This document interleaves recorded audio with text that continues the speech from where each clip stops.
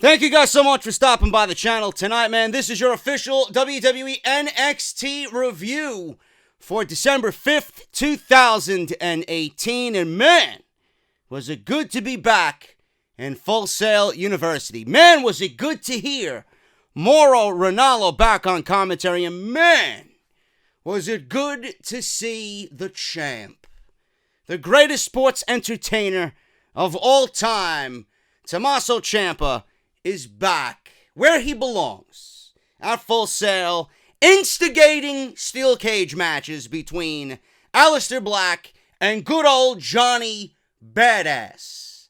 What a closing segment to tonight's NXT. We're going to talk about it, a lot to dive into. Thank you guys so much for joining me. If you do enjoy what you see and hear right here in this very podcast, please make sure to hit that thumbs up, man. It greatly helps out the video. And I would love to accumulate about 1,500 likes, man. If you think Tommaso Ciampa is the greatest sports entertainer of all time, then hit that fucking thumbs up. That's what we got to do here today. I do want to go over something before we get into what I have. I got a few news and notes as far as NXT goes, and then we're going to hit the TV taping tonight that we've seen on the WWE Network. But I need to stress, man, we already have 35 sold. Let's do another 15 and beyond, man. If you guys have missed out on my original Team JD design that I put up a few times before on teespring.com, you guys are in luck. If you missed out on that, I am selling a new one for the 2018 holiday season. Instead of Team JD, it is the JD Club. It is literally the same exact design. Also, I did the old one in a gold foil, so if you guys missed out on both of those campaigns, you could certainly jump on this one, man. This one comes to a close on December 9th, so you have all week to get your t-shirt, man. So you have literally 4.5 days to get your JD Club t-shirt. We already sold 35 so far in the campaign, and it's going incredibly well. You guys can get 5 different colors. Black, gunmetal, blue, pink, and red as well, man. We are sponsored with this campaign through bonfire.com, and they have been such an amazing help getting this thing off the ground, man. And this is really a statement, I'd say. Right out of the gate, working with the new sponsors to get this campaign to you guys. So let's do 50 and beyond, man. If we get to 50, let's try for fucking 100. So if you guys missed out on the original design, you guys can get this within the next 4.5 days, and then after that, it is all gone, man. No more until I say so. This could be the very last time that we see this design, period. Now, I don't know if I should put so much stock into saying that, but for the foreseeable future, it's gone. If you guys want to support the podcast, if you guys want to get yourself a t-shirt and support what I do here, this is the one for you, man. The Holiday 2018 JD Club shirt, now available on bonfire.com. I will leave you guys a direct link for purchase down in the comments, pinned at the very top of the comment section down below, man. JD Club, go and get yours today. 4.5 days left to get it before they are all gone, exclusively through bonfire.com. Follow me on Twitter, man, at JD from NY206. Hit that subscribe button down below. Turn on that bell for all notifications. And if you guys want to support the podcast through Patreon, patreon.com/JD from NY206. Let's hit the news and rumors that I have, man, because they are pretty substantial. Now, I know I talked about this. I made a whole video on this. This was the main topic of Off the Script on Sunday. If you guys missed my opinion on this particular story. Now, WWE has a strange reason for moving NXT TakeOver WrestleMania weekend from Saturday, which is normally the day for TakeOver, to Friday. So the move not only is cowardly, in my honest opinion, I mentioned on Sunday's Off the Script that it's also fucking over all the other smaller shows that are happening that weekend, not named WWE or New Japan or Ring of Honor. They're hurting everybody else. And I don't like that. But WWE moved NXT TakeOver. Brooklyn. It is definitely going to be Brooklyn. It was advertised as such on Monday Night Raw when they were announcing when tickets were going on sale. It is NXT TakeOver Brooklyn, number 5. And they moved it to Friday night. So the WWE Hall of Fame ceremony, a show that is historically long and boring, will be on the night before WrestleMania. Now, a lot of fans throughout the week with this story breaking thought that WWE made this move so they did not have to compete with New Japan and Ring of Honor when they present the G1 Supercard at Madison Square Garden on that Saturday night. But WWE has their own reasons why. Brian Alvarez brought it up on the Wrestling Observer Live this week, where he tried to explain WWE's strange reasoning for making TakeOver and changing the day as far as what he was told. And I quote, "Their story is that," and you could see here when they say, what was the term? What better serves our fans. That's the exact wording they used. Their claim is that the Hall of Fame being on Friday and NXT TakeOver being on Saturday, a lot of fans fly in on Saturday for the NXT show, and thus they don't go to the Hall of Fame because they flew in on Saturday. So they're claiming that they moved NXT, and they moved it to Friday.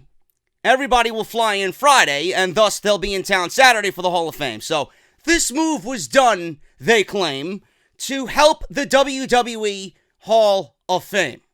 End quote. Now, this is all bullshit. If any of you believe this fucking story, from who Alvarez knows personally, his sources, if you believe, this is not Alvarez reporting this, he's reporting what he was told. If any of you believe this steaming pile of garbage, this excuse, you are a fucking blithering idiot. You are a clown, you are a goon, you are grade A stupid. Please don't infect anybody with your disease. That is the most ridiculous thing I have ever heard. For a WrestleMania week, WWE is now, I guess, backtracking, where WrestleMania is just the weekend. What happened to the week-long fucking takeover of the entire city in which WrestleMania is being hosted in? Now, all of a sudden, people are flying in on Saturday for the Hall of Fame. So you move TakeOver so they'll fly in Friday and be here for Saturday for the Hall of Fame. Who gives a fuck about the Hall of Fame? Seriously. I don't remember the last Hall of Fame I watched through and through, completed, all the way through. I can't tell you when.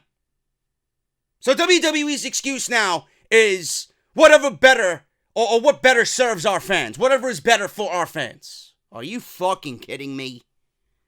A company that shits on the fans, doesn't listen to the backlash that they ultimately received last week, and I'm sure this week, with two of the worst Monday Night Raws that I think I've ever seen. You're putting your faith and hope into a company that doesn't listen to you, and you're going to listen to this excuse. What better serves our fans? Who the fuck cares about the Hall of Fame? Fans are going to be in town anyway. They're going to be in town because WWE Access is also a driving point of sale for the WWE that week. There's matches that they now included for Access. God knows how much money they make during Access. People are going to be in town.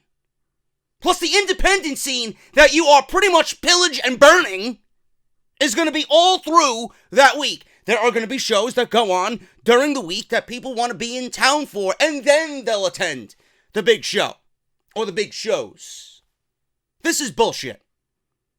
I don't give a fuck who you are, what type of analyst you are, whatever podcast that you're on, whatever type of shill you are, or whatever size dick you're sucking in WWE. This is clearly a lame excuse, or a lame try at an excuse to make people believe that the reason you moved it is for the fans. No, you moved it because you're afraid. You moved it because you don't want to have Ring of Honor and New Japan Pro Wrestling shit all over you on your weekend. And the only reason why They are doing it that weekend is because WWE has WrestleMania, and all other promotions want to leech off of WrestleMania, which is true. I'm not going to sit here and tell you it's not. The reason why WrestleMania is as big as it is now is because of everything else that goes on that week. Seriously. All the other promotions that are leeching off WWE, off their biggest show of the year, really make up the week and really make the whole week special. WrestleMania is garbage if you ask me. I don't give a fuck about WrestleMania. I haven't enjoyed a WrestleMania in God knows how long. Maybe since 30. That was the last WrestleMania. 31 was good too. But 32, 33, 34? Garbage. Complete garbage shows. They are afraid. They don't want to have their shit pushed in. And I would be a betting man to say that this decision did not come from Triple H. This was a decision by the good old senile fuck himself, Vince McMahon, who apparently doesn't watch NXT, but he knows surely what's going on at Madison Square Garden. He knows what's going on there. So he's like, they ain't getting over on us at all. That's exactly what they did. They are afraid. And I don't understand why. I don't understand. This is a lame excuse if I ever seen one. New Japan was sold out already in minutes. They sold out 16, 17, 18,000 seats at Madison Square Garden. Why are they any of your concern? So whoever has to go to that show or wants to go to that show has to buy tickets double, triple the price on Ticketfly or StubHub or one of these fucking, ticket websites that buys all the tickets and then raises the prices 3, 4, 5 times up. But they were sold out already. So you were leaving fans no choice but to attend your show, and people were going to attend your show anyway. Like, why wouldn't they? It's going to be the best TakeOver card of all time. No matter if it's Friday or Saturday night. I don't get it. NXT should not be worried about anybody. You're catering to the same fucking fan. You're going to sell out 13, 14,000 seats, which you've done already with 4 previous fucking Brooklyn shows. Is there a lack of confidence in your product? Or are you really that intimidated by what's going on right now? You see, WWE will say that they're not afraid, but they go and they sign up everybody on the independent scene, and then they go and do this. So what are we supposed to believe? The first thing that people are going to think is WWE is afraid of a little competition in their home turf, WrestleMania week. That's exactly what it is. I don't want to hear it from anybody else. So that's their reason.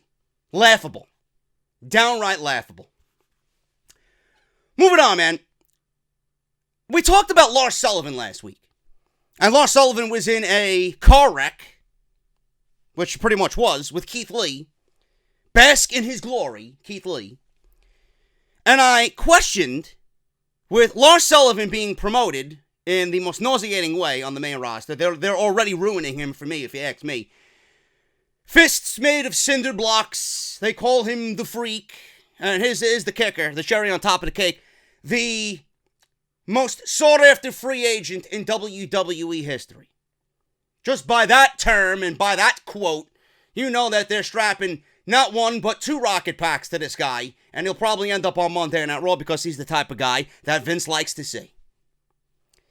But we all wondered, if Lars Sullivan is being called up to the main roster, why didn't he do the honors and put Keith Lee over and give that momentum to Keith Lee, who obviously is going to be down in NXT and could certainly use a big win early in his run.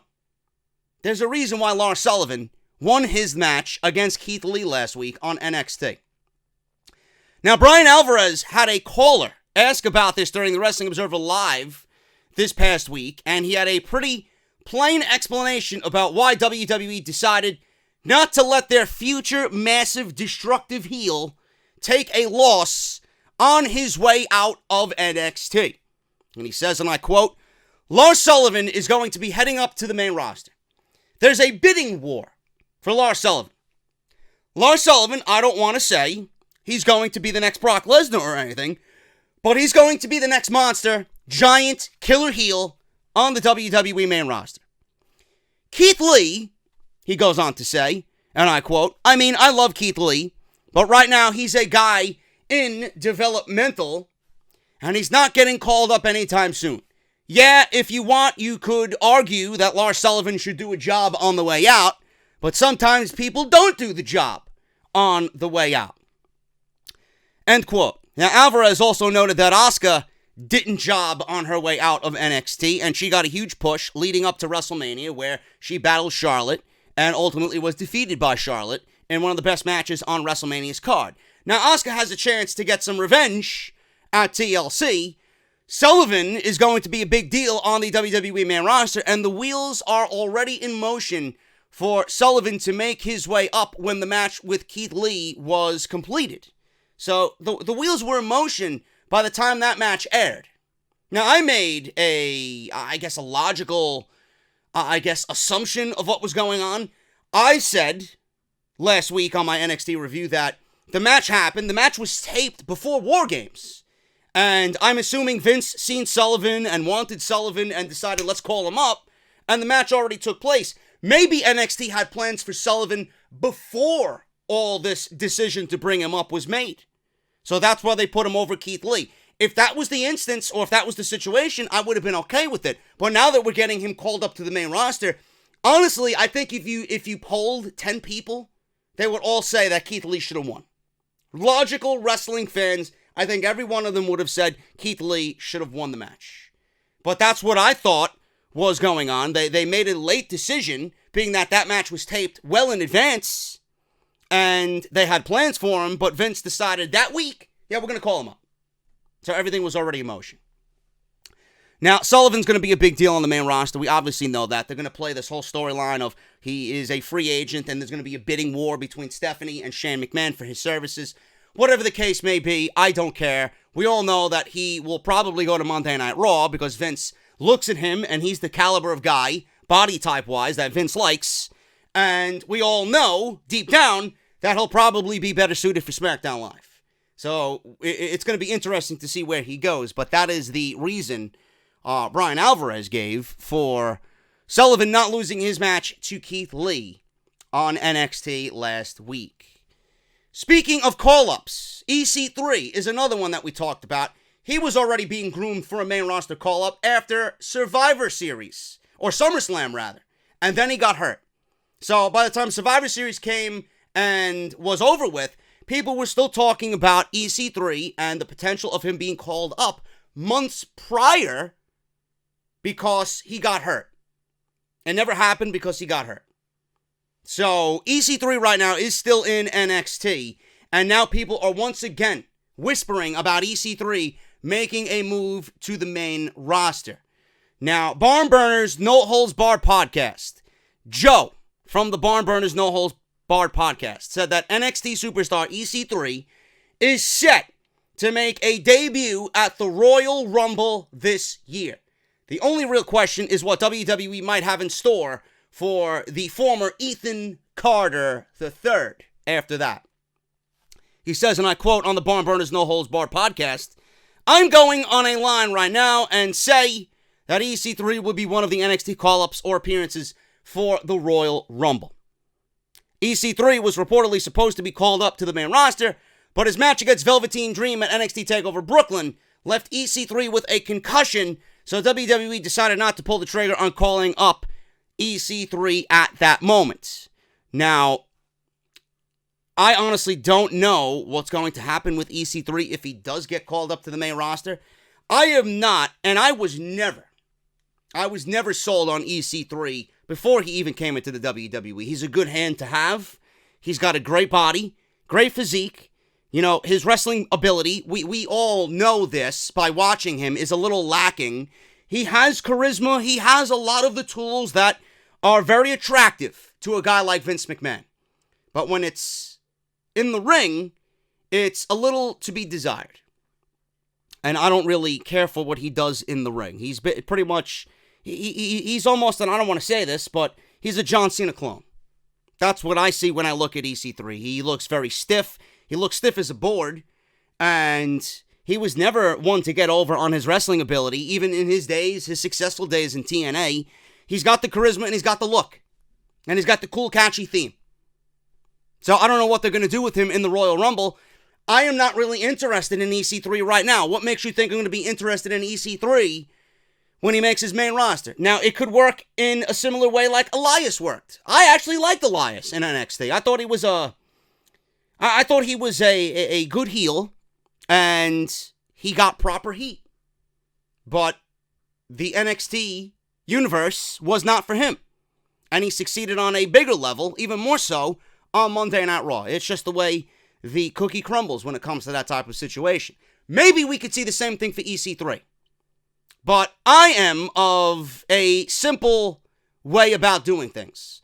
You get over in NXT, you build a repertoire for yourself, or you build a resume for yourself, and then you get called up, and everybody is hyped and knows who you are, and you take it to the next level when you get called up to the main roster. Sometimes it doesn't work that way. I hope I'm wrong. Because right now, this company needs people in place to inject some fucking momentum and excitement into the main roster product. I'm not sure if EC3 is that. The guy's ice cold right now. So, being that he's ice cold right now, having him in the Royal Rumble isn't going to do anything for me. Now, if you're talking about Aleister Black, or if you're talking about the Velveteen Dream, those are guys that we can get excited about because they have succeeded. They have given us many oh my god moments. They have given us many great matches in their NXT run. EC3 has not done any of that. Now, you could say that EC3 didn't even need NXT, but everybody needs NXT. Because honestly, who the fuck knew who EC3 was when he walked into NXT? Maybe the fan base did, but you're talking about the WWE universe. Nobody knows who EC3 was, or nobody knew who EC3 was when he came from TNA. So it was a given that he had to go to NXT. He's ice cold. I would like to see Aleister Black in the Royal Rumble. For the simple reason that you need to start building new fucking stars. You need to start using what you have available. You need to go back to the way you used to do things with the Royal Rumble. And many situations like the Royal Rumble. Money in the Bank, King of the Ring, etc., etc. The Royal Rumble is used to build new stars. Do you know what it would do in the eyes of the fans for a superstar to go in there and have 7, 8, 9, 10 eliminations and not win? That's a good showing. Last 30, 40 minutes, that's a good showing. Someone like Aleister Black who comes in with the potential to win the whole fucking thing, why not? Why not grab the idea of maybe an NXT guy should win this thing? Aleister Black is certainly believable. I mentioned this a couple of weeks ago on Off the Script. Aleister Black winning the Royal Rumble. Aleister Black, a maybe opponent for Daniel Bryan at WrestleMania for the WWE Championship. Take my fucking money. You don't have to say anything else. I think the build for that match would be great, and the match that those two guys could put on would be absolutely fucking phenomenal. At WrestleMania? That's how you build new stars. I would be okay with that. Velveteen Dream is another one. He's another guy that I expect to be called up soon. And a Royal Rumble debut is certainly not out of the question for the Velveteen Dream. But EC3, I hope I'm wrong. I hope he goes to a Raw or SmackDown and he thrives more so than he has in NXT. And he certainly could do that because right now, with everybody that's in NXT, EC3, when he came in, he was going to be a big deal. He was there with Ricochet, and he was in that match with Sullivan and Adam Cole, that 6-man ladder match in New Orleans. And every month after that, he seemed to just be on the decline. Then WWE started to put more stock in Undisputed. Then they started to put more stock in Ricochet. Pete Dunne has been appearing on both NXT UK and NXT equally. So obviously, they were making Pete Dunne a priority. Then you bring in Keith Lee. Then you bring in, Matt Riddle. Velveteen Dream has been a priority. Johnny Gargano, Tommaso Ciampa. The entire landscape of NXT is taken up by individuals who have such a strong grasp on their current position. EC3 was not good enough to break through that, and he was just a product of being in the wrong fucking place at the wrong time. So maybe a main roster debut for this guy is exactly what's needed. Because if you're not going to find room for him down there, with more talent to come on in, where's he going to go? So you might as well just put all on EC3 and bring him up to the main roster and see how he does. He might get over. But we won't know until it actually happens. But he is scheduled for a call-up during the Royal Rumble. Moving on here, man. Let's talk about NXT tonight. Show started off with a match right out of the gate. Matt Riddle comes down. He makes his intro. Love the theme song. Love the intro. Love the entrance. Comes into the ring. Flips off his slippers. And he's good to go. People are loving Matt Riddle, bro. Now, when his opponent was about to make his way to the stage, all we seen was this fuzzy-looking black skull. And everybody got quiet. I didn't know what was going on. I didn't know who this was. And then all of a sudden, we see Punishment show up on the screen. The former Ring of Honor television champion, Punishment Martinez, makes his NXT debut tonight against Matt Riddle. Punishment Martinez, A, has a great look.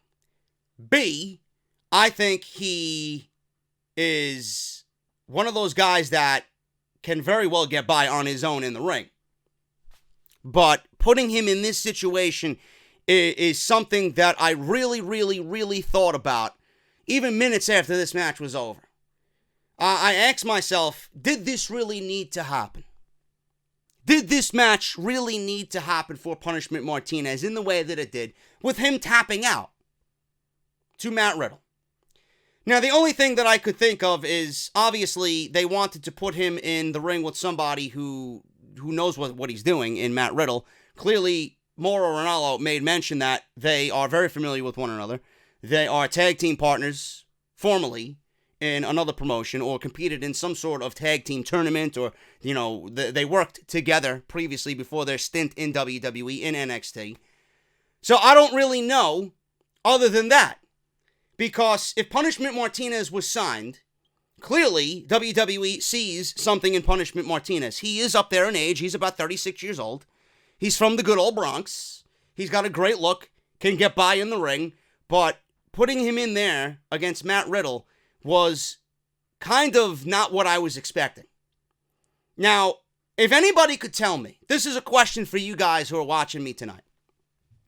Can you mention or name anybody that's really lost their debut match in NXT and went on to have a successful run in NXT? I can't really think of anybody right now off the top of my head. But Punishment Martinez, if WWE brought him in, clearly they see something in Punishment Martinez. But it makes me think that it was truly a case of him wanting, or them wanting him to get some work with somebody reputable for his first time out there in front of a WWE camera, in front of a WWE crowd, on a television taping. But what I hope it's not is WWE signing Punishment Martinez, and I hope it's not one of those signings which feels like, okay, we'll take him, we'll sign him, and we'll keep him in NXT, and the only reason why we signed him was to keep him away from everybody else. I hope that they have a vision. I hope that they have a plan for him, because he's certainly got the look, and he's too good to just waste away in NXT. He may be another product of EC3. He may be another one of those guys that's in the wrong place at the wrong fucking time.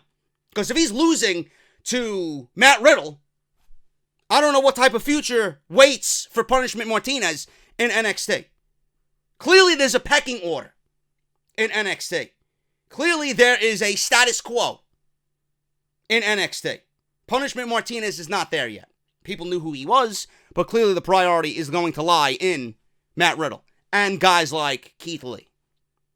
So I don't know what's coming for Punishment Martinez, but he certainly did impress in the 3 minutes that he got with Matt Riddle. Throwing kicks all around. He leveled Matt Riddle with some clotheslines. Martinez with a massive lariat. Riddle took some shots with some educated feet. Martinez looked for a chokeslam. Riddle fought back with some punches and kicks. And he went for a bro mission. Martinez tried to fight it off. Riddle started chopping ferociously on Martinez's chest with open hand palm strikes.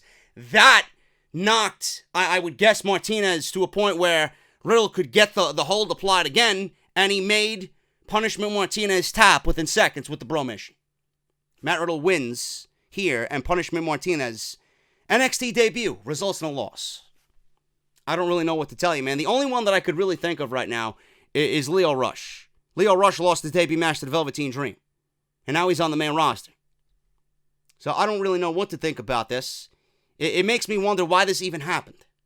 So if you guys have a better explanation as to why Punishment Martinez was out there, I'd love to hear your take on it.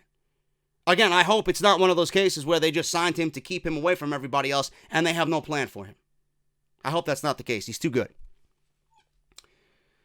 We have Cassius Ohno after the match. He attacked Riddle from the stage. As Matt Riddle was walking up the ramp, he came and clotheslined him into oblivion as Ohno stared Riddle down on the steel ramp of the NXT arena. So that was that. So Cassius Ohno did get some sort of revenge on Matt Riddle for the 6-second loss at TakeOver War Games 2 just last month. Ricochet is being interviewed by reporters outside of Full Sail University. He will defend I had to think about it for a little bit. He will defend, and William Regal already has an opponent lined up for him. So he will defend the North American Championship next week against someone who has signed a contract to get the opportunity to battle Ricochet for the North American Championship. So William Regal already has someone lined up for him, and I will not reveal who it is. I know who it is. You guys will love it next week. I promise you that. And it's going to make you want to see him in NXT. Heavy Machinery. They are claiming they want a shot at the NXT Tag Team Championships and the Undisputed Era. They've been undefeated for 6 months. Let's do it. Tucky! Stakes and weights, bro. Stakes and weights. Let's give Heavy Machinery a shot. I love both Otis and Tucker Knight. Bianca Belair defeated Deonna Purrazzo at a local house show over the weekend. And William Regal announced that there will be matches that span over the next 3 weeks. And there will be 4 women who will be vying for an opportunity in a fatal 4-way to challenge Shayna Baszler at NXT TakeOver Phoenix. Bianca Belair is in this fatal 4-way already by beating Deonna Purrazzo. So we don't know who those other women are going to be, but this is the perfect opportunity for Bianca Belair to take that next step to superstardom. She's going to be an unbelievable talent, if not already. I can't wait to see what's coming for Bianca Belair. Humberto Carrillo and Raul Mendoza versus the Forgotten Sons. This was actually a pretty good tag team match, man. The team of Humberto Carrillo and Raul Mendoza, I'd like to see more of, man. They gelled brilliantly. Now, a lot of you guys are probably wondering, why do you like them so much? They're nothing but 205, destined performers, which is probably the case. But they had a great look. They gelled very nicely together. And Humberto is fucking impressive, man. This was not one of those random squash throwaway matches to get the Forgotten Sons over. These two guys, Humberto and Raul, they gave the Forgotten Sons a run for their money, man. And they did impress pretty nicely here. Cutler tagged in, double neck breaker. Cutler stomps away, slingshot into another backbreaker on Mendoza. Carrillo tags in. Big diving crossbody on Blake, handspring, back elbow lands, big springboard arm drag, heads to the top rope, hits a beautiful missile drop kick, and I think that was Wesley Blake. He sold the shit out of that drop kick, man. Nicely done. Mendoza comes in, suicide dive to the floor, but gets clipped in the face. Blake gets a hold of Carrillo, plants him into the mat, second rope, stomp, scorpion, death drop combo, cover, 1, 2, 3, and that was it. The Forgotten Sons win another match in NXT over the scrappy team of Humberto and Raul Mendoza. Nicely done. Kathy Kelly talking to Velveteen Dream about his TakeOver loss to Tommaso Ciampa. He's looking around The background looks not dream-like. It's something that the Dream is not feeling. So he snaps his fingers, things turn purple, and his music starts playing in the background. Now you can ask the question, Miss Kathy Kelly. So she asks, what's next for the Velveteen Dream? All he knows is that everybody's talking about Dream. People are even asking Triple H about him. So that's a win in his book. What's next? Leaving you. And he walks away. I think he is going to be called up, to be honest with you. I think he's going to be called up to the main roster because the way I see things, I don't think he's going to factor into Phoenix. So I don't know what's going to happen with Dream. I can honestly see him debuting in the Royal Rumble. Bobby Fish and Undisputed Era are cutting a promo in the back. It looked like they were in a tanker trailer, one of them little trailers in the back. And he says he has himself and his friends. And his friends have taken a bite out of EC3, and they will do it again, if need be. Roderick Strong and Kyle O'Reilly trash talk about how weak the current tag team division is. I don't know if they were talking about NXT or Monday Night Raw. Maybe they were talking about Monday Night Raw. But Monday Night Raw would be so lucky to have Undisputed Era.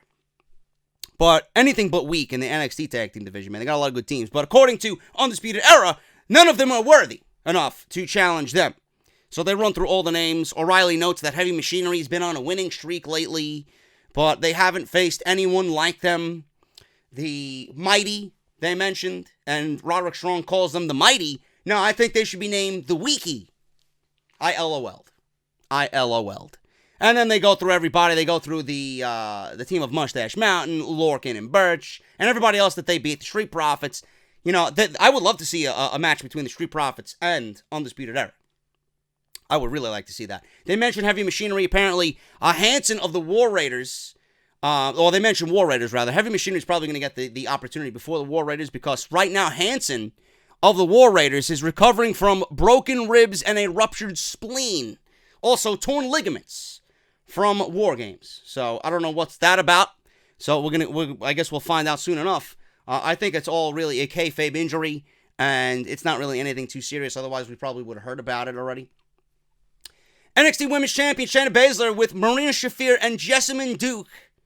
She is scary looking, is Jessamyn Duke. They are backing Baszler as she goes one-on-one with Dakota Kai in a non-title match. Man, these two women work very, very good together, and this was a stiff fucking match. This was a really stiff match, man. Baszler was thrown off guard because Dakota Kai came swinging.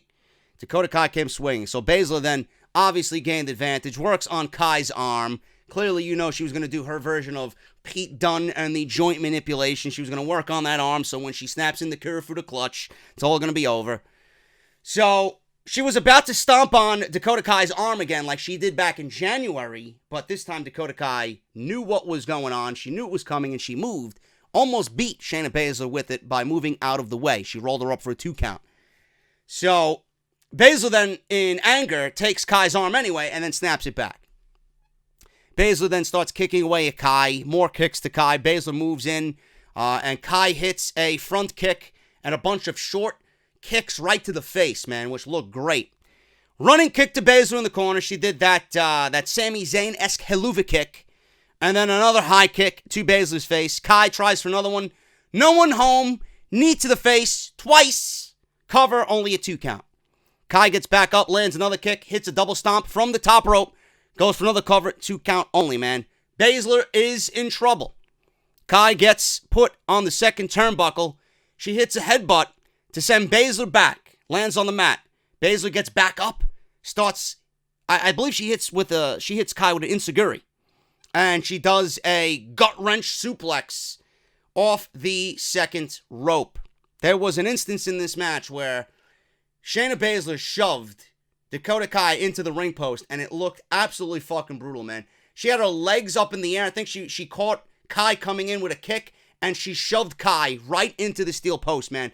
Kai looked like she was done after that. Nice brutal spot there by Baszler.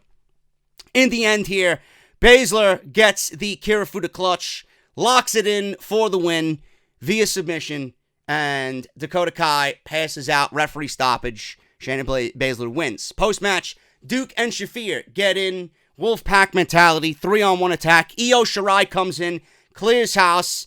Duke and Shaffir run for the hills. Bezler comes in, and she starts fighting with Shirai.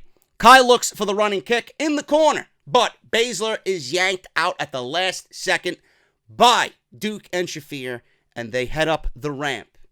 So that is what happened there. I'm assuming we are going to get Dakota Kai and Io Shirai versus, I guess, Jessamyn, Duke, and Marina Shaffir.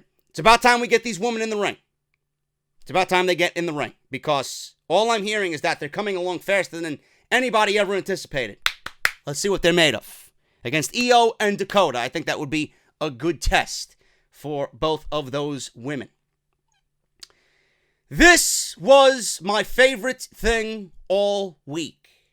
My favorite thing all week. Tommaso Ciampa is back. He is in the ring with Goldie, and he says another takeover is in the books, and he remains the MVP. He remains the champ. He gloats about defeating Gargano. He gloats about defeating Black and Dream over the last few months, and yet people refuse to accept him as the NXT champion. Believe in him. Don't worry, man. I believe in you. He points out fans in the crowd that don't believe in him. He points over to Mauro Ranallo, who he says doesn't believe in him. But Mamma Mia, he says, here I stand. Ciampa then goes on to say he is 2018 Sports Entertainer of the Year, and in 2019, he will also be crowned the Sports Entertainer of 2019. And then Aleister Black's music hits, and he confronts Tommaso Ciampa with this to say to Ciampa and Goldie. At NXT TakeOver, I stood toe-to-toe with Johnny Gargano, and I absolved him from his sins. Sins that you created, Puppet Master. And now look at you, NXT champion. But you're not really a champion, are you? Now I look at you and I see original sin. Sin that I too will absolve. Because I love Aleister Black, man. Put him in the Rumble. Hereby in fact, give him the Rumble. My right to challenge you for the NXT title. He has every right to ask for it. He's owed it. He's owed it. NXT TakeOver Phoenix. Ooh, here we go. Johnny. Whoa. Johnny. Whoa. Wait a Johnny. minute. Al, man. You're getting ahead of yourself here talking about a title rematch, okay? Me and you, no, we're not finished, okay? Ciampa now gets out of the ring, stands on the apron. Thank you for absolving me of my sins, but this is over when I say it's over.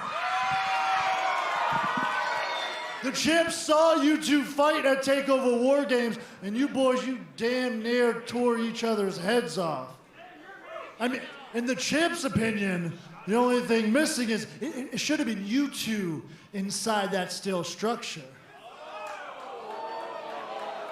And I'm looking at you two right now, and clearly there is some unfinished business. Listen, this is just my opinion, just the champ talking to you two. If it were me, I would want to finish this thing the right way. I would want to finish it once and for all. I would want to finish this inside of a steel cage. I love Ciampa's role here, because with what Aleister Black said, all of Johnny's sins were started and they festered because of Ciampa. Puppet Master, he calls Ciampa. And Ciampa is on the apron dangling the fucking carrot in front of Black and in front of Gargano, because Ciampa knows, he's no dummy. And this is why I love his character portrayal so much on this show. he's dangling the carrot out there. He knows for a fact that Black is owed a title match for being injured and having to pretty much sit out for 3 months watching his main event in Brooklyn from home. He knows Black is owed a championship match. So what better thing for a heel to do than propose one of the most dangerous matches that NXT could do outside of War Games, a steel cage match, so that they both beat the shit out of each other, so it's easier for him to go one-on-one with either Johnny or Aleister Black. Black called Ciampa the puppet master, and he was exactly playing the role of a puppet master here, manipulating, or at least trying to manipulate, both Black and Gargano, coercing them into a match that really should never be happening. And I'll touch on that in a second.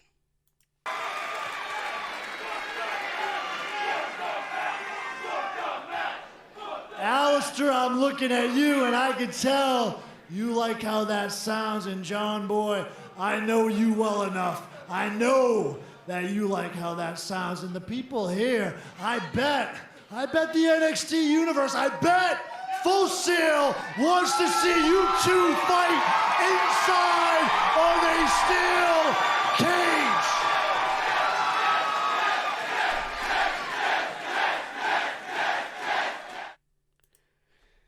That was it, man. That was the way NXT closed tonight. And Aleister Black went for a black mass on Johnny Gargano, and he ran out of Dodge as Black missed the black mass. But he did hit Ciampa with a black mass. He did get the champ with black mass. Ciampa is the puppet master. I don't think this match happens between Gargano and Black. Gargano has been absolved of all his sins. Johnny is just being reckless now. He says, this is over when I say it's over. So what I think is going to happen here, like I just mentioned just a couple of minutes ago, Black and Gargano, no matter how great their match was, one of the best matches of the entire year for WWE at TakeOver War Games, no matter how much we want to see another match with those two, I don't think it's going to happen. William Regal is certainly going to get involved in this, and he's going to take Ciampa's idea, and he's going to force Ciampa to defend his title in the steel cage against Black, and that is where I know what I pitched or predicted will happen with Gargano. I think at that moment, when Regal announces that it's going to be Ciampa and Black, that is going to be Black's rematch inside the steel cage, that's when I think Johnny is going to say, okay, well, Black beat me. There's no other thing for me to do except join forces with Tommaso Ciampa, and we get a pairing. I'm not saying DIY is going to reform again. I'm not going to say that they're going to win the tag team championships or anything like that. But Johnny and Tommaso are going to be working together, side by side. Johnny is going to help Tommaso beat Aleister Black. And then Black will probably get called up because he doesn't need NXT anymore. He'll probably be on the main roster. He may debut in the Royal Rumble. And Johnny is going to want to keep that title on Tommaso because he's going to befriend Tommaso and he's going to become like his enemy. He's going to get on the same level as Ciampa so that he learns Ciampa. He knows his strengths. He knows his weaknesses. If you can't beat him, join him. And from within, Johnny is going to get to know Ciampa, this new Ciampa, better than he ever has before. And then when Ciampa is at his most vulnerable, when he finally can believe he can trust Johnny, that's when Johnny's going to turn the table. And we're going to see Johnny Wrestling come out and reveal himself again. And Johnny's going to win the NXT Championship. That's the way I see this thing going. And I think it's a great story. When you talk about the best story or the best feud in WWE all year, you look no further than what Johnny and Ciampa have been doing.